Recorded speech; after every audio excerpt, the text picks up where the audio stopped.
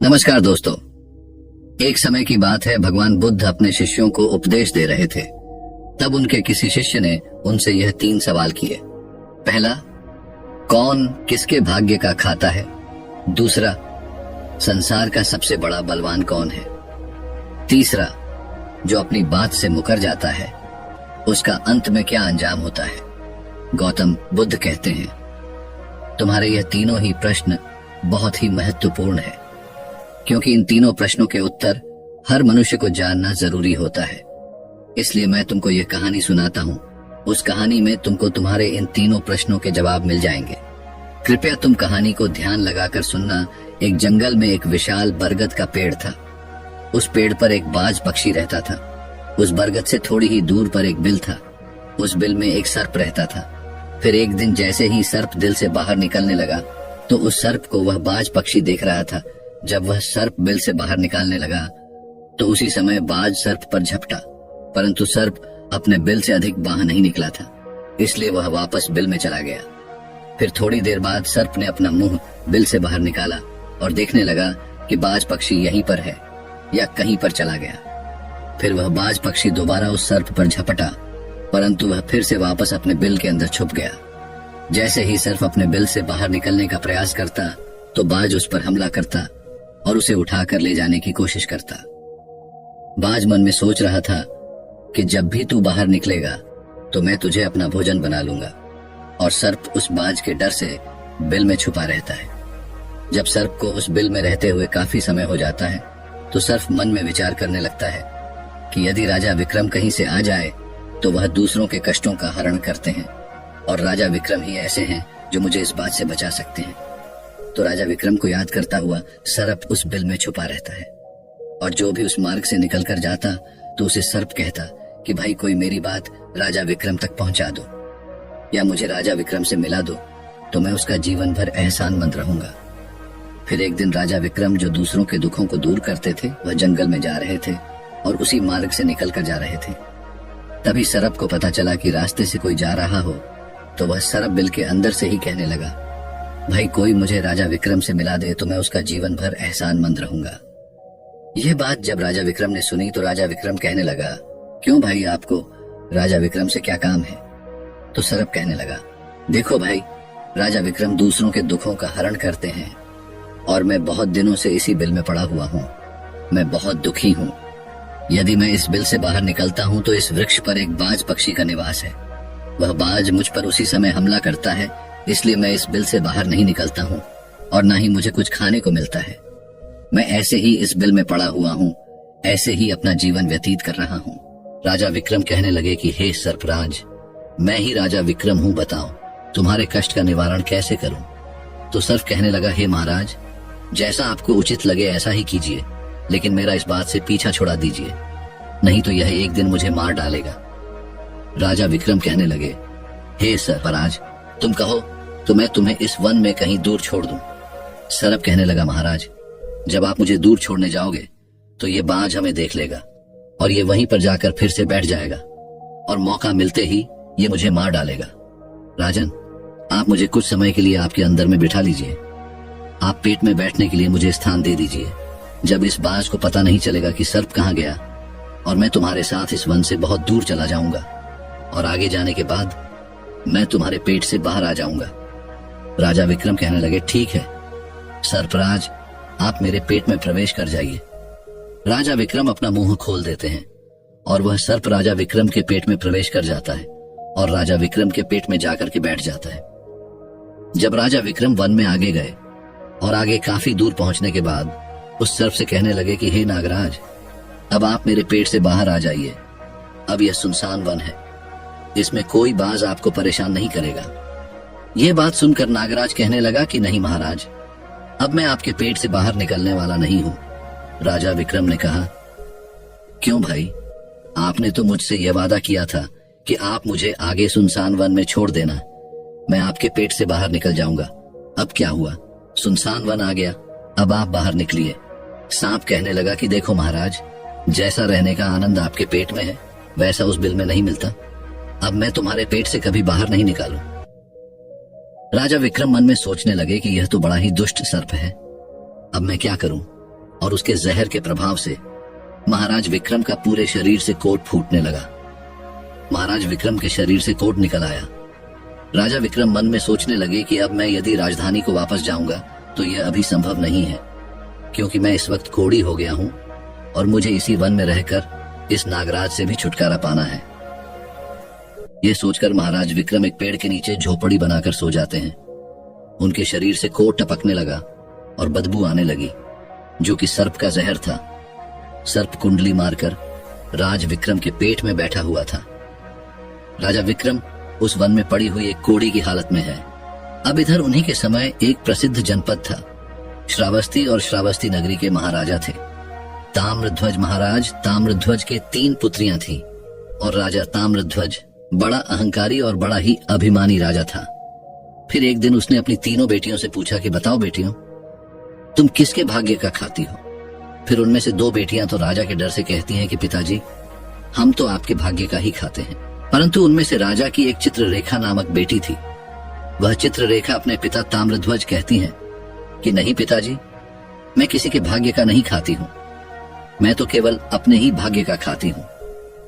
उस बेटी की बात सुनकर राजा को बहुत क्रोध आया और राजा ने उसी समय नाई और ब्राह्मण को बुलाया और नाई और ब्राह्मण से कहने लगा, किरी, इन दोनों बेटियों का रिश्ता तो आप किसी राजा के यहाँ करके आइए, और जो यह बड़ी वाली बेटी है इसका रिश्ता किसी कूड़ी कलंक की या जिसके हाथ पैर नहीं हो उसके साथ करके आइए। फिर राजा का आदेश मिलते ही नाई और ब्राह्मण उन तीनों बहनों का रिश्ता करने के लिए चल देते हैं। उन्होंने राजा की दोनों छोटी बेटियों का रिश्ता तो राजवंशों में कर दिया, परंतु तीसरी बेटी के लिए वर ढूंढते ढूंढते हुए उसी वंश से निकाल कर जा रहे थे जिस वन में राजा विक्रम अपनी झोपड़ी में कोढ़ी के रूप में पड़े हुए थे। उनके शरीर से कोढ़ बह रहा था।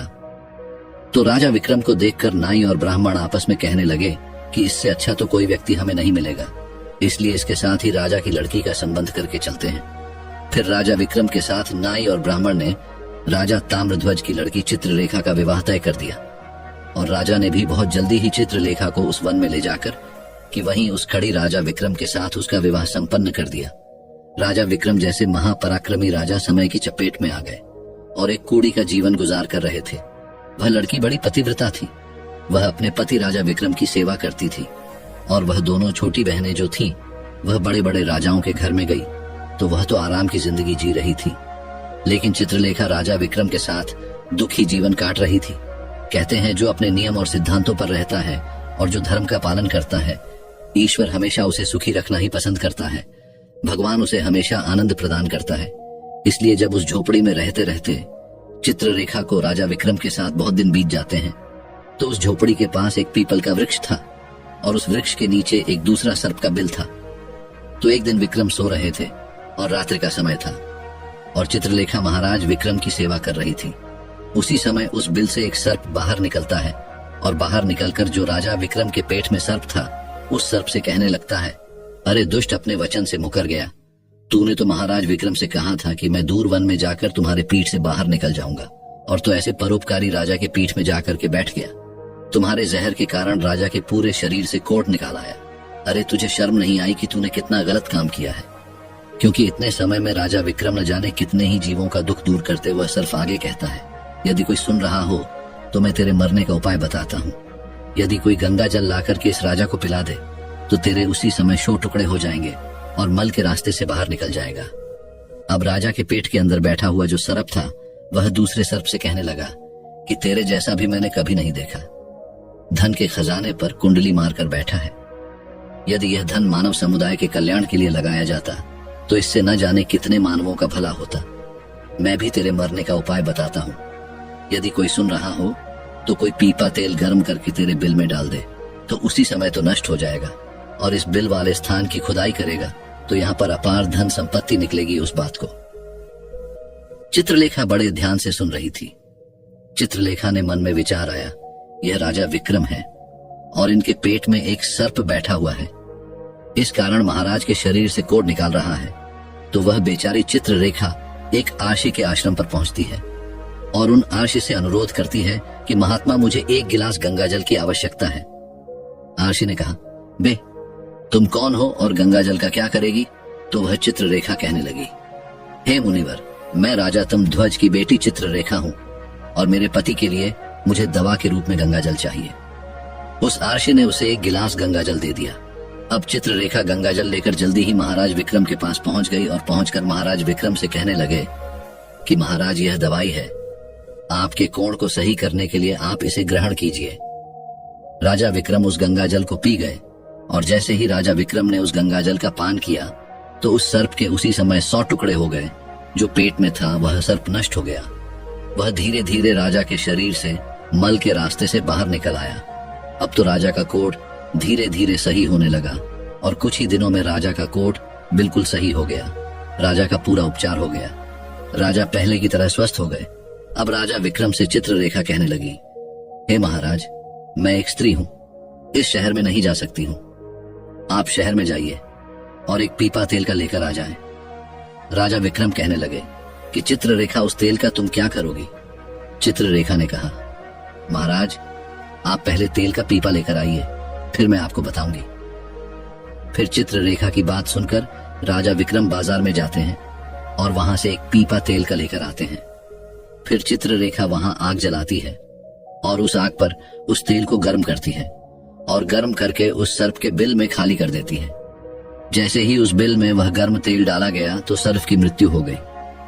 राजा विक्रम से चित्ररेखा कहने लगी कि महाराज, स्थान को खोद दीजिए। फिर राजा विक्रम ने जब उस स्थान की खुदाई की तो वहां से अपार धन संपत्ति निकाली। चित्ररेखा कहने लगी, महाराज, देखिए, मैं जानती हूँ कि आप जय नरेश राजा विक्रम हैं, परंतु मेरे पिता ने मेरा अपमान किया है और मुझे एक कोढ़ाई को दिया था, परंतु मैं मेरे भाग्य का खाती हूँ, इसलिए इसी स्थान पर मेरे पिता का जो महल है उससे अच्छा महल बनना चाहिए। राजा विक्रम कहने लगी, चित्ररेखा, तुम कैसी बातें कर रही हो? हम नरेश हैं, भला यहाँ पर महल क्यों बनाएंगे? आप उज्जैन नगरी को चलिए। परंतु राजा विक्रम के कहने पर भी चित्ररेखा नहीं मानी। फिर राजा विक्रम ने उस वन में एक शानदार महल का निर्माण करवाया। इस संसार में सबसे बलवान समय होता है और कोई बलवान नहीं होता है। जिसका समय अच्छा होता है वह आगे बढ़ता रहता है और जिसका समय खराब हो जाता है, जिसका समय विपरीत होता है, वह पतन की ओर अग्रसर हो जाता है। राजा ताम्रध्वज पर एक दूसरा राजा आक्रमण कर देता है और उस आक्रमण में तमध्वज पराजित हो जाता है और राज अपने परिवार सहित प्राण बचाने के लिए उसी वन में पहुंच जाता है। जब वन में राजा भूखा प्यासा भटक रहा था, फटे हुए वस्त्र और भूख से पीड़ित और प्यास से राजा का गला सूखा जा रहा था, तो राजा घूमते घूमते उस चित्ररेखा और राजा विक्रम के महल के नजदीक से गुजरता है। तो चित्ररेखा अपने पिताजी को पहचान जाती है। चित्ररेखा ने अपने एक सेवक को भेजा और सेवक भेजकर महाराज ताम्रध्वज, जो कि एक फटी हुई हाल में थे, उनके पास वस्त्र नहीं थे, उन्हें बुलवाया। ताम्रध्वज ने सोचा कि यह न जाने कौन है और हमें क्यों बुला रही है। जब राजा ताम्रध्वज उस लड़की के पास पहुंचे तो लड़की को पहचान लिया। चित्ररेखा ताम्रध्वज से कहने लगी कि पिताजी, मैं वही चित्ररेखा हूँ और मैं आपसे यह कहती थी कि मैं मेरे भाग्य का खाती हूँ। देखिए, मैं मेरे ही भाग्य का खाती हूँ, आपके भाग्य का नहीं खाती हूँ। आपने ने मुझे एक कूड़ी को दिया था, परंतु मेरे भाग्य में तो एक सम्राट लिखा था। देखिए पिताजी, मैं उज्जैन नरेश राजा विक्रम की पत्नी हूँ। राजा ताम्रध्वज मन में विचार करता है और अपनी उस लड़की से अपने अपराध के लिए क्षमा मांगता है। इस संसार में सबसे बड़ा बलवान समय है और हर कोई व्यक्ति किसी दूसरे के भाग्य का नहीं खाता है। हर कोई यह सोचता है कि यह मेरे भाग्य का खा रहा है। नहीं, कोई किसी के भाग का नहीं खाता है। जो कोई खाता है वह अपने भाग्य का ही खाता है। हर दाने दाने पर खाने वाले का नाम होता है। आप यह ना सोचे कि हम किसी को खिला रहे हैं। आप किसी को खिलाने वाले कौन होते हैं? इस संसार को खिलाने वाला तो एक ही है और वह है भगवान शिव शंकर। जो अपनी बात से मुकर जाता है उसका अंत वही होता है जो राजा विक्रम के पेट में बैठे हुए उस सर्प का हुआ था। अंततः वह विनाश को प्राप्त होता है। हमेशा सत्य की ही जीत होती है और अधर्मी, अत्याचारी और पापियों का अंत होता है। इस तरीके से राजा विक्रम और उसकी पत्नी चित्ररेखा ने राजा ताम्रध्वज का बड़ा स्वागत किया। वह राजा विक्रम महाराज ताम्रध्वज को अपने साथ उज्जैन ले आए और बाद में राजा विक्रम ने अपनी सेना राजा ताम्रध्वज के साथ भेजी और जिस राजा ने ताम्रध्वज को पराजित किया था उससे अपना राज्य वापस पा लिया। जिसकी किस्मत अच्छी होती है, जिसके कर्म अच्छे होते हैं, उसे ईश्वर कहीं ना कहीं से देता है। हम और तुम तो अपने परिवार का पालन करने में भी हिचक जाते हैं, लेकिन इस संसार का पालन करने वाले को देखिए, वह पूरे संसार का हर जीव जंतुओं का ध्यान रखता है।